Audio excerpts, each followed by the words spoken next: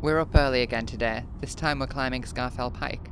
That's the tallest mountain in England, with second tallest going to Scafell and third going to Helvellyn.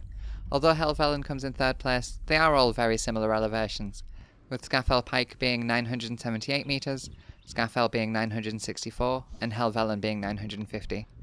We're climbing the pike today, and we're doing it from Langdale, setting off from the Old Dungeon Gill, which offers a good amount of parking, and all day costs £7.50, but it's free to National Trust members.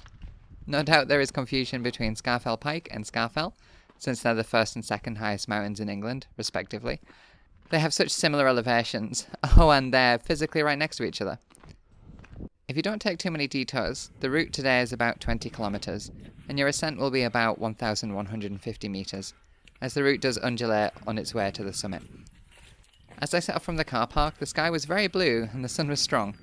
I could see the clouds were low over the summit. In fact, they were down at about 700 metres. However, in the last video I mentioned the clouds covering the summit, and they had gone by the time we got there, so I was confident we would have good weather all day. We did not have good weather. In fact, the clouds stayed low and the rain came in hard as we got closer to the summit. The route from Langdale is generally quiet, but there were a number of walkers out today with dogs taking it easy, and a lot of trail runners, certainly as we approached the summit. There seemed to be some kind of race on today, with trail runners showing up in force near the summit and displaying their race numbers. At about 600 metres elevation, you pass Angle Tarn, beneath Esk Pike. We couldn't see the summit of Esk Pike, but it's up there in the clouds at 885 metres elevation. We're heading straight past that though, towards Scafell Pike, and into the cloud layer. This is where the weather really came in. The clouds just seemed to get more and more dense. The wind was strong and gusting, and the rain was really heavy the whole way to the summit. Anyone I passed at this stage looked like they were really regretting some life decisions. The track is wide and well managed at this point though, and it's easy to follow. I read a guide to this route that said it's a hard route that requires good navigation skills and should only be attempted in good weather.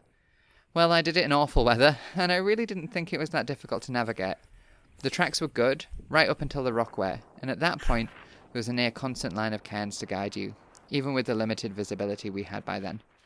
I don't think anyone would have a problem on this route, presuming you're paying attention to where you're going, and your footing, and you're not messing around with the camera when you're supposed to be hiking.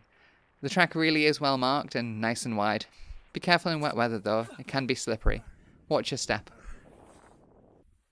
As you approach the summit, you'll leave the gravel track and traverse a rockway, and there's some light scrambling at this point.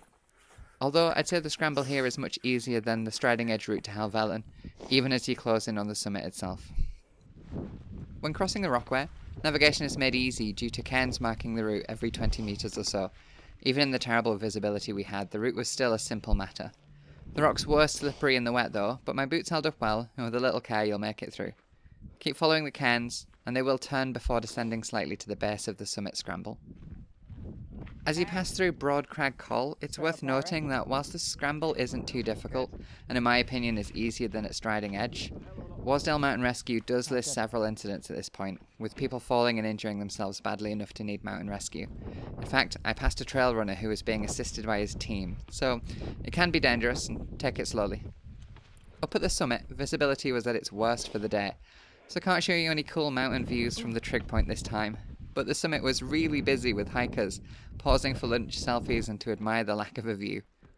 I think at this point, I was so windswept and had been hammered by the rain for so long that I was likely spending more time staring at my boots than off into the distance anyway.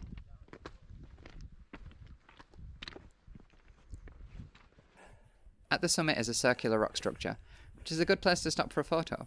The summit was really busy considering how poor the weather was. However, it's worth noting, with visibility so low and navigation restricted to hopping between cairns, and the summit structure being circular, once you're ready to move off, it's worth double-checking your direction of descent. In fact, I set off towards the west, towards Wasdale, not Langdale. Keep your eyes on your compass. A quick traverse around the summit, and we're off into the mist again, heading in the right direction this time. Thankfully, as we descended down to about 800 metres, the clouds cleared up and the rain stopped, meaning we did get some good views on the walk down. This is an out and back route, so it's the gravel track all the way down.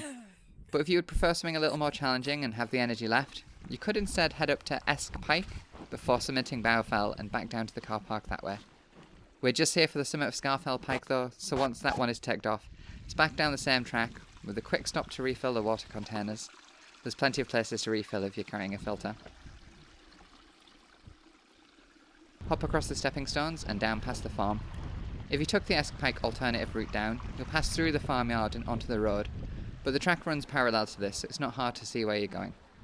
And you're running on the road for a short while, so avoiding cars isn't too big a frustration. If you wanted some refreshments after your hike, we did pass a good-sized area of outdoor seating just next to the car park, with a lot of people enjoying a post-hike beer. But we're just here for the summit, so it's home time for us.